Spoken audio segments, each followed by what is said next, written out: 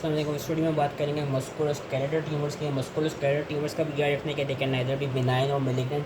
ज़्यादातर जो मेलिग्नेंट होते हैं दे आर सीन के they occur due to any metastasis. Metastasis में हमारे पास किस किस तरह के मस्कुलोस्केलेटल ट्यूमर हो सकते हैं। They can either be lytic के, they can be bone destroying या वही जो मस्कुलोस्केलेटल सिस्टम होता है उसको डिस्ट्रॉइंग, या दे कैन आइदर बी मिक्सड और स्क्लेरोटिक्स, मतलब कि दे can B mix with sclerotic. Sclerotic का मतलब है कि उनकी फर्दर हार्डनिंग हो रही होती है उस रीजन की। जो लिटिक मेटास्टेसिस होते हैं उसमें हमारे पास एग्जांपल आ जाती है जो वेस्कुलर ट्यूमर्स होते हैं, for example renal cell carcinoma की। एंड वेरस जो स्क्लेरोटिक मेटास्टेसिस होते हैं उसके हमने पीछे भी एग्जांपल पढ़ ली थी, हमारे पास प्रोस्टेट की एग्जांपल आती है जो कि स्क्लेरोटिक मेटास्टेसिस कराता है। सोर्स ऑफ प्राइमरी ट्यूमर्स क्या होती है? अगर हम एडल्ट्स के लेवल पे बात करें तो जो कॉमन ट्यूमर्स हैं like breast carcinoma, prostate cancer and lung cancer. And अगर हम चिल्ड्रन के लेवल पे source of any primary tumour की बात करें जहाँ से मेटास्टेसिस होगा तो उसमें न्यूरोब्लास्टोमा मोस्ट कॉमनली आते हैं, एंड देन योर रैप्डोमायोसार्कोमा और clear cell carcinoma of kidney जो मोस्ट कॉमन रूट हैं स्प्रेड के। अगर स्पाइन के लेवल पे देखा जाए तो जो स्पाइन के लेवल पे मेटास्टेसिस होता है that occurs most commonly through your Batson's venous plexus as we seen in the previous video. Whereas अगर हम अदर बोनी मेटास्टेसिस की बात करें तो ज़्यादातर हीमेटोजीनियस स्प्रेड होता है। कॉमन साइट्स क्या है? मोस्ट कॉमन साइट इस स्पाइन के अलावा proximal femur, proximal humerus and pelvis, ये कुछ कॉमन बोन की साइड्स है जहाँ पे मेटास्टेसिस ट्यूमर्स आते हैं।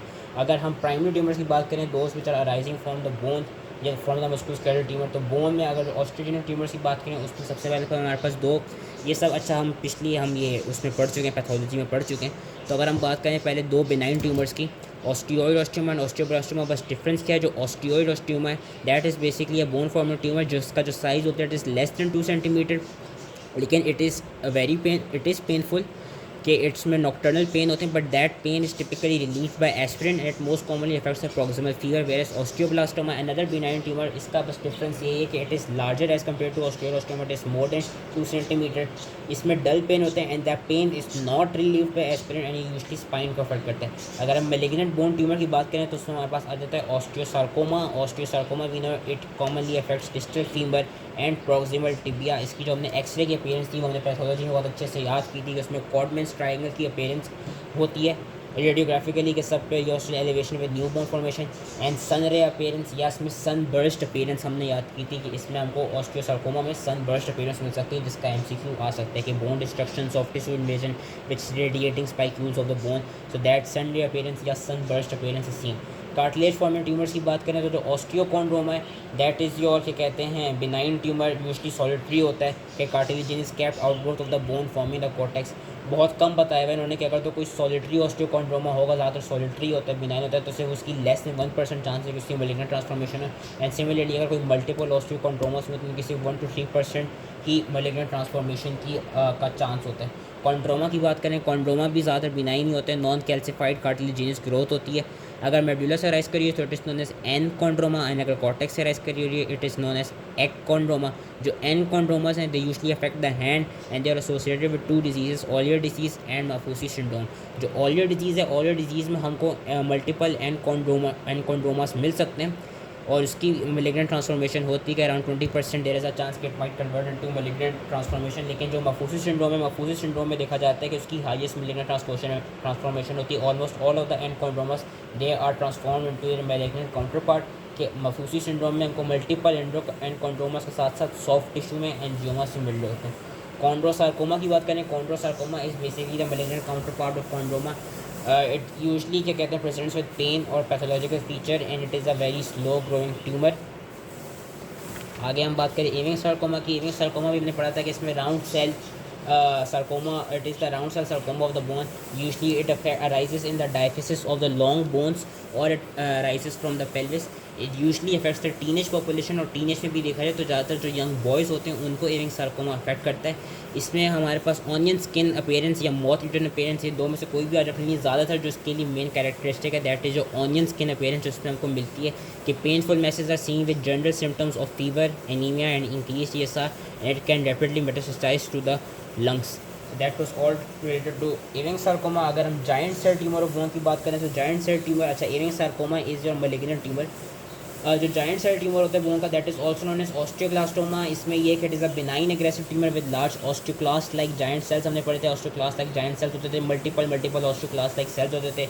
Usually arises from the epiphysis, affects the patients age between 25 to 40 recurrence common होती है। इसमें हमने एक अपेयरेंस पढ़ी थी कि इसमें हमको सोप बबल अपेयरेंस इसमें मिलती है। एयरिंग सार्कोमा के लिए ऑनियन स्किन, इसके लिए सोप बबल अपेयरेंस। ये यंग बॉयज़ को अफेक्ट करते हैं, टीनेज पॉपुलेशन को डायफिजिस राइज करते हैं, ये एपिफिजिस राइज कर रहा है, बिनाइन है, ये मलिग्नेंट है। एंड क्या कहते हैं लास्ट जो eosinophilic granuloma, that is basically neuroplastic proliferation of Langerhans cells, usually affects the skull and the diaphysis of long bones. X ray में हमको punched out lesions and periosteal reaction मिलता है। ट्यूमर्स को असेस किस तरह किया जाता है, इनकी बेसिकली स्टेजिंग का क्राइटेरिया होता है। 3 फेजेस होते हैं, phase 1, 2 and 3। Phase 1 is to be done within 24 hours. जब पेशेंट ने प्रेजेंट किया होता है तो we take the history, we examine the patient, we give different blood assays के डिफरेंट ब्लड के टेस्ट कराने को हम कहते हैं, like CBC, ESR, calcium and myeloma screen. Radiograph कराते हैं होल बोन का, बाकी चेस्ट रेडियोग्राफ भी कराते हैं टू सी वेदर लंग में मेटास्टेसिस तो नहीं हुआ। Phase 2 which is to be done within first week, bone का स्कैन लेते हैं और सिटी की तरफ जाते हैं, CT, chest, abdominal, pelvis. Lastly phase 3 at tumour centre. Tumour centre का ये मतलब है कि वो एरिया या वो हॉस्पिटल जहाँ पे बेसिकली उस ट्यूमर की सर्जिकल इंटरवेंशन होती हो, वहाँ पे हम क्या कराते हैं, सिटी स्कैन कराते हैं लीजन का, जो लीजन हमने फेज़ 2 में क्या कहते हैं आइडेंटिफाई किया था। MRI कराते हैं लीजन का एंड बायोप्सी लेते हैं। बायोप्सी लेने का जो प्रोसीजर है वो याद करने की ज़रूरत नहीं है, बस हमको वो इंस्ट्रूमेंट्स पता होने चाहिए कि जो बोन की बायोप्सी होती है, we do it through Jamshidi needle. Jamshidi needle is basically another name for your bone marrow biopsy needle. हमने पीड्स में भी बोन मैरो बायोप्सी नीडल देखी है और हमने अलग से मैंने इंस्ट्रूमेंट की वीडियो में भी एक बोन मैरो बायोप्सी नीडल दिखाई थी। तो that bone marrow biopsy needle जो कि जो कि जिसके 2 पार्ट्स होते थे, उसका एक और नाम जामशीडी नीडल भी होता है। लेकिन आपने अगर बोन मैरो बायोप्सी नीडल भी याद रखा हुआ तो इट इज़ मोर इनफ। मेरे सॉफ्ट टिश्यू बायोप्सी के लिए हम ट्रू कट नीडल यूज़ करते हैं। ट्रीटमेंट किस तरह होती है, ज़्यादा बिनाइन ट्यूमर्स होते हैं, दे आर ट्रीटेड बाय इंटरलीशनल क्यूरेटिज। अलग से उन्होंने ऑस्टियोमा का बताया है कि ऑस्टियोमा एज भी सीन कि उसकी एस्पिरिन से भी उसका पेन जो है वो ट्रीट हो रहा था, पेन रिलीव हो रहा था। बाकी उसकी स्पॉन्टेनियस रेजोल्यूशन हो जाती है। CT गाइडेड थर्मोकोगुलेशन भी कर सकते हैं या हम सर्जिकल एक्सिशन भी करा सकते हैं। जो लार्जर बिनाइन ट्यूमर्स होते हैं they are usually treated through surgical excision and reconstruction. Giant cell tumour है जिसमें हमारे पास ऑस्टियोक्लास्टोमा आ जाता है, that can also be treated through your denosumab which is monoclonal antibody against your RANKL ligands, क्योंकि इसमें हमको पता है मल्टीपल ऑस्टियोक्लास्ट लाइक सेल्स बन रहे होते हैं। मलिग्नेंट ट्यूमर्स की बात करें तो मलिग्नेंट ट्यूमर्स की भी मैनेजमेंट का ये बताया कि जो ऑस्टियोसार्कोमा एंड एयरिंग सार्कोमा होते हैं they require surgical excision and neoadjuvant chemotherapy, where जो कॉन्ड्रोसार्कोमास होते हैं they usually require surgical excision क्योंकि they are not treated by radiotherapy और एनी कीमोथेरेपी। जितने भी malignant ट्यूमर्स हैं they are treated with limb salvage, only 10 to 15% require amputation. Basically limb salvage का मतलब है कि एज सैल्वेज का मतलब यही होता है किसी चीज़ को सेव करना। तो जब भी किसी की लिम्स किसी की बोन को अफेक्ट करेगा ये ट्यूमर, तो हमारी सर्जिकल जब हम ट्रीट कर रहे होते हैं हमारी एम यही होता है कि लिम्ब को हमने बचाना है, लिम्ब को एम्पूटेट नहीं करना। Only 10 to 15% require amputation. Limb saving surgery basically हम कर रहे होते हैं and this limb saving surgery is associated with higher local recurrence. That was all related to musculoskeletal tumours. I hope easy समझ में आ गया हो एंड थैंक यू।